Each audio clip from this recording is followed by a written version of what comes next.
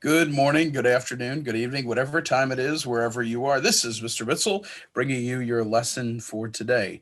So today I am absent from class, and in first core, Ms. Sigsby and Ms. Holmes will be in, and then in second core, you all will follow this instructional video. A couple things really quick, just announcements for today, Friday, February 5th. The first thing is I've actually created a module up here for you. Do you want to improve your grade? It's the same kind of format as from last quarter. But this time it says start now. So if you want to get a head start on just some additional practice, there are two assignments already there for you, and we'll continue to add them in.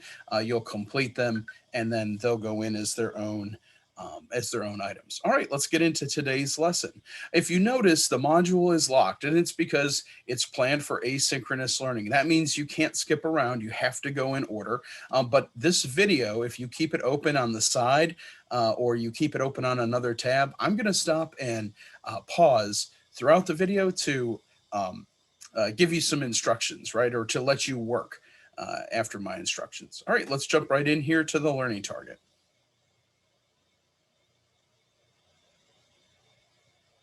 All right, take a look at your learning target. By the end of class today, I will be able to correctly identify transition words and utilize them in my own writing. I'll know I'm successful when I can revise my own writing by including at least 3 transition words. All right, so today on our agenda, basically what we're going to be working on is looking at what our transition words are and then applying them to something that we're about to write. Go ahead and click next on your module. All right, now this is your due now for today, and it's called overcoming. You're going to write a paragraph. It doesn't have to be as long as the example I'm about to show you, but I want you to watch this video. You may have seen it before. It's just a really good refresher. It's only about a minute. I'm not going to play it on this video just because of YouTube's restrictions, but you pause this video, play the intro video, listen to this guy talk about what he did to overcome social obstacles, and then kind of use that as inspiration for your paragraph. So here's your requirement, all right? After looking at the video, describe a time when you successfully overcame a challenge or proved yourself to people that might have thought you would fail. So you could have overcome something that was challenging for you. It could be a one-time thing. It could have been a period of time that was difficult. But just think about something that you faced with that wasn't easy, or maybe people, classmates, friends, not friends. They thought you were going to fail. They said you were going to fail, or they were like, "Why even try? You're not gonna." Did you prove them? Or did you prove to yourself that you could do something that was tough? All right, those are all ideas to think about. Your paragraph right here needs to be in complete sentences. So yesterday we were working on commas, and I gave a lot of feedback about capital letters and periods. You all had complete thoughts, so I definitely know you can write in a complete sentence. Try to write as much as you can. All right. And I'm going to show my example, and I really got carried away with it. But the requirement is that you have a beginning, a middle, and an end. Don't just tell us about what the event was or about the time period. Don't just say, I struggled when I had to take a math test, right?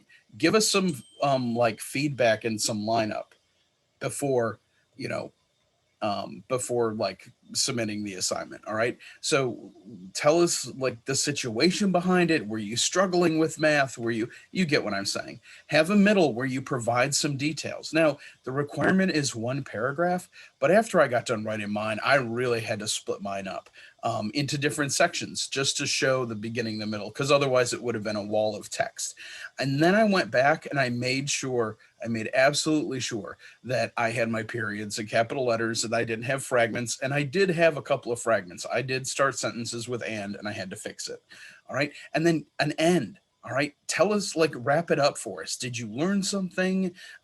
Did it teach you something about yourself? All different ways that you can end it, but wrap it up and give us some closure. All right, now this text post, this is how it's going to get laid out. It's only coming to me, and in core one, it'll, Miss Sigsby and Miss Holmes can look at it too, but it's not public. The other students won't see it. And I ask you to be honest, but again, just share what you're comfortable with. Now, here's my example. Okay, the look fors are the beginning, the middle, and an end. And I'm not going to read it to you. I'm going to let you look at it. All right, and here's another little preview. Remember our learning target? It was about using transition words. That's how we're going to assess you at the end. You're going to come back and revise this for transitions. So if you're thinking about that now, before I give the instruction, maybe you could try to put some in, and then after you've had the instruction, you can go back and make those changes and submit a really awesome paragraph that I'm interested to see. Or if you did like me, I did multiple paragraphs. By the way, it took me about 20 minutes to type this much. So I know with our do now, we're not going to necessarily have 20 minutes if you're sitting in the classroom. So, you can shorten it. The expectation isn't that you write 5 paragraphs like I did. All right, pause this video. And if you scroll down, you're going to see down here that you'll have your Google assignment now. I'm in student view right now, so it wants me to log in as the instructor, but you'll see your copy of the assignment right here with your name on it in blue. Click on that and it'll open in a new tab. Once you've typed in your paragraph, just leave that tab open, because you're going to come back to it and you're going to edit exactly the same document. So really your submission will come at the end of class. All right, pause this video and we'll rejoin you when you're finished.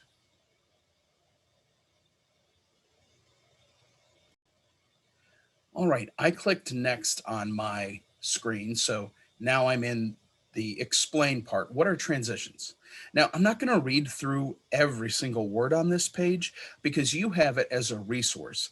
Today, when you're working in No Red Ink, you're going to want to refer back to this. That's why it's provided for you. But I want to show you how this is laid out.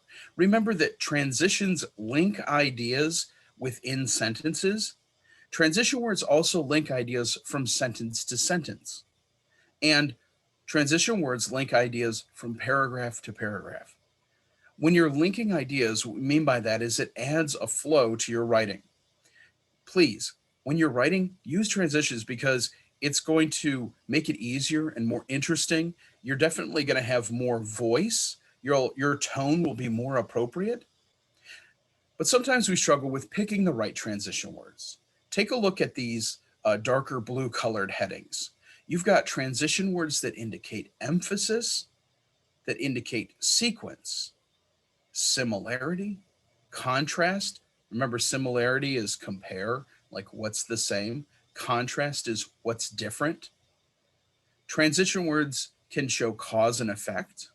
They can show addition, so one thing and then another idea that means the same thing, or two ideas that are like your two reasons in your thesis, one reason and then an additional reason, and then words for examples. I'm going to tell you right now, the ones that you've worked with the most are going to be example, addition, and cause and effect. You might have looked at contrast or similarity. You might be aware of emphasis and sequence, but the ones that you've already focused on are cause and effect, addition, and examples. Let's zoom in and look at some of these. So for cause and effect, you've seen words like because and as a result. Those are the two that I think you've probably used. Even in our examples yesterday, we used the SWABI word because. Because James was running late, comma, he missed the bus. You've already had experience with this. Just remember, it's a cause and effect relationship. In addition, you've used the word additionally, but here are some other options. You could say further, or furthermore, or moreover. All of those would work. You might say, some of my favorite foods are pizza, although we had someone yesterday whose favorite food wasn't pizza, but some of my favorite foods are pizza and chicken wings. Additionally, I like Diet Coke and Monster Energy drinks. I know those aren't healthy, so I'm not going to promote them. But I use the word additionally. I had one idea, my two favorite foods, and then two other things that I also like. linked with the word additionally in a new sentence. The last one we want to look at is words that indicate example. Now, you've definitely used for example and for instance, but you can also say to illustrate or specifically. Those are really strong words. In this case, you would say, um, uh, I'm allergic to things that have dairy in them. For example, I can't have ice cream or milkshakes without feeling ill. I can also use the word to illustrate. Uh, Foods that have dairy in them um, make me feel bad. To illustrate, I can't have ice cream or milkshakes. All right, I know that's a negative example, but they're a very good example that shows you how to use these words. Namely is a tricky one, and I'd encourage you to try it out. Namely is when you're naming something, you might say, I've won two big awards in my life. Namely, the Educators for Excellence Award given by the Community Center and the William and Mary um, Master's Degree Program Award. All right, those are just two. So, um, two examples. Right. Looking at the other transition words at the top, these are going to function in quite the same way. Think about the relationship, though, that you want to express to your reader. So if you want to emphasize something, you might say, in fact, right? Students have it harder today than they did 10 years ago. In fact, they have to sit in an hour more classes than they did. So you want to emphasize that it's harder today for middle schoolers. When you want to show similarity, you could say similarly in the same way or also. And then if you wanted to show contrast, so the opposite of similarity, you might say instead or however. Those are the two I think that you really, really, really want to look at. Instead and however, maybe you'll use on the other hand. I think those are all good words to use as our examples. You might say, some people think this, however, I think, or many people think growing up in a family with lots of brothers and sisters is great. However, my experience was, and maybe your opinion is that it's really great. Many people think that not having any siblings at home is a great thing. However, I love having all my brothers and sisters. That's just a way to use it. And then the last one, sequence. For sequence transitions, you're just going to use time words. You've used next, you've used first, second, third, earlier, later, but also think about time periods. So when you're telling your story today and you go back and you're revising it, you might say, at the beginning of the school year, and then you'd say later in the year, and then at the end of the year. And that'll show sequence. All right. Or before that happened, this happened. Right now, like I said, I don't need to read these slides to you. You really need to practice. So if you would, click next on your screen, and that'll take you to the instructions for logging into Clever. Now, you're working in No Red Ink, so log into Clever, click on No Red Ink, and then choose this assignment. I have to show you how to get here because I know that some people struggled with it. You're going to want to go back when you get No Red Ink open so that you can refer back to those charts. All right, so I'm going to open it, and I'm going to go over to my Clever login, and I'm going to pull up my No Red Ink page. And if you want to pause the video while you log into Clever and No Red Ink and get ready for this assignment, and then come back, I'll be all ready when you're back. All right, now I'm in my No Red Ink, and when it loaded, you see I've got a couple of my assignments here, but when I go over to when I go back into my module, I'm looking for the one that says building a paragraph with transitions. This is the icon that I'm looking for. But in my list, I'm not seeing it. Even here, it's not showing up. You need to click this button down here, View More Assignments. When you click it, you'll see yesterday's work, and then here it is, building a paragraph with transitions. Go ahead and click the play button.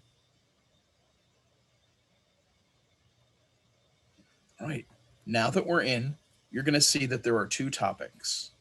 This first one, the little topic, identifying the functions of transitions, and then the review, building paragraphs with transitions.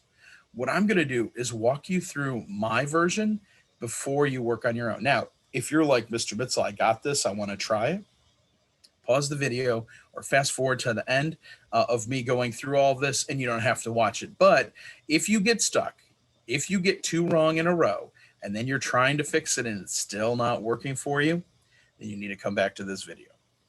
All right, go ahead and click begin. We're going to pick practice. All right. In this exercise, I need to decide the relationship between the two ideas. So they give us a relationship, the first idea here, then they give us the second idea down here, and they use the transition word to indicate the relationship. I have to just identify which of these relationships. Do you remember when I said leave this open over here? It's because I can go down and look for example, if I get stuck. And here it is, for example, whoops, for examples right here. And I know that it's going to indicate an example. All right, so refer back to the notes page because you're definitely going to need it if you get stuck.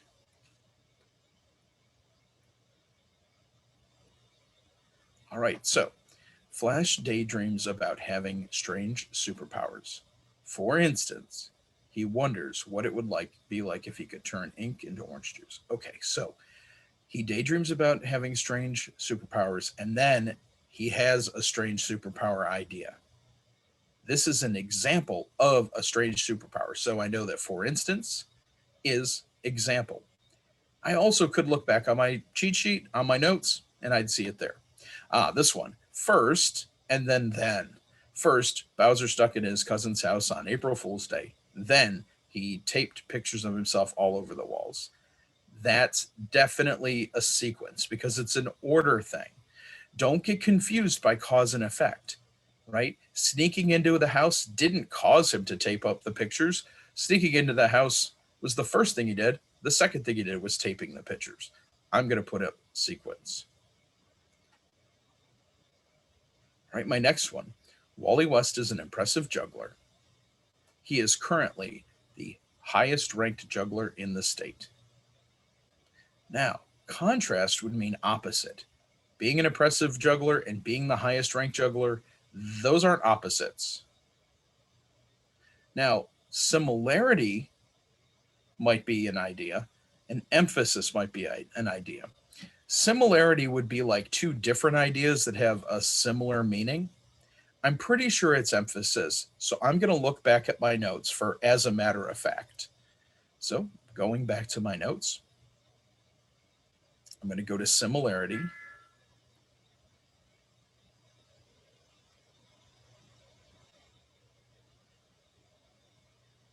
Then I'm going to look at emphasis. There it is. As a matter of fact, I was right. It's on emphasis. I'm going to choose it. All right, level 1 complete.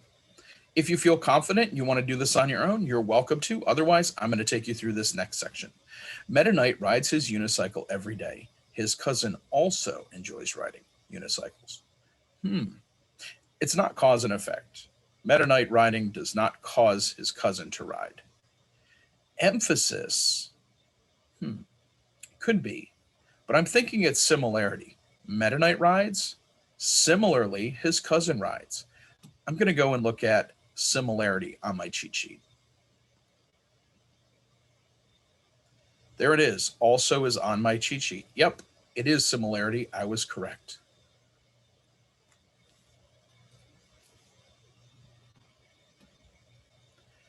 All right, Sonic the Hedgehog is an excellent cook.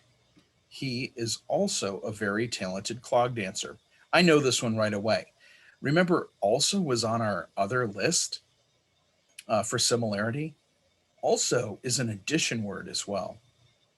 He can do one thing, which is to cook. In addition, he's a talented clog dancer.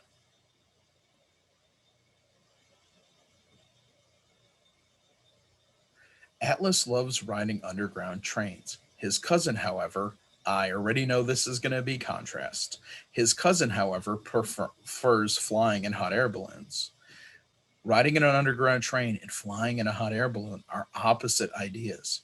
It's not an example and it's not addition. All right, I've made it through level two. At this point, I think I've given you the good model. You're ready to go off on your own. Now, when you finish this, when you finish all of this bar up here, you're going to be ready to do the second part.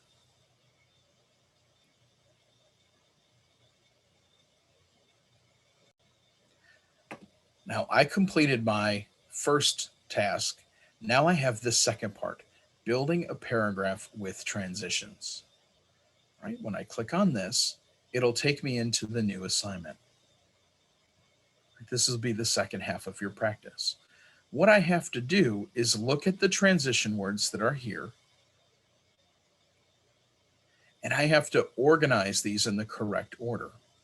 So, originally called fairy floss, cotton candy was invented in 1897 by William Morris and John C. Wharton. I have to figure out what I need to put in the correct order. The sweet treat is first made by melting sugar into syrup. First is bolded. As the syrup sprays through the holes, it solidifies instantly into long strands, forming a giant puff of thin crystallized sugar threads. That definitely comes after first. Then the syrup is quickly spun around. Ah, yes. So it has to be spun around inside the machine before it can crystallize. So I'm going to drag that up there. Also, there was a hint here. It says it sprays through the holes. They didn't tell me where the holes were until this item. So I'm going to drag that up next. I'm going to submit my answer. Perfect. I was correct. All right, let's practice the next one. The public has come to better understand black holes, one of the most bizarre phenomenon in outer space, through popular media. So we have to latch on to this idea of popular media and then the public becoming more aware of black holes.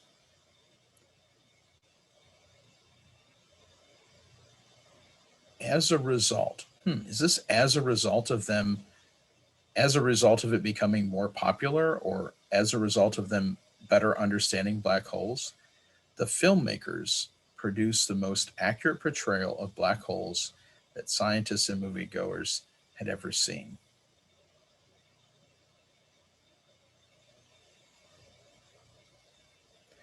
For example, there we go. For example, I got to have that first. The public has come to better understand black holes, one of the most bizarre phenomena in outer space, through popular media. For example, the movie Interstellar features a huge black hole called Gargantuan.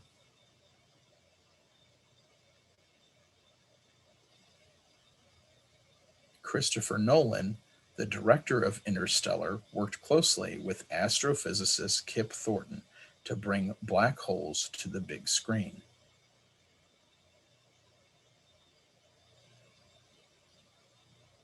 I think that this is an explanation of the example. As a result, the filmmakers produced the most accurate portrayal of black holes that scientists and moviegoers had ever seen. Yeah, I think we have the statement, the example, the explanation of the example or elaboration, and then a cause and effect relationship. Let's see if I'm right.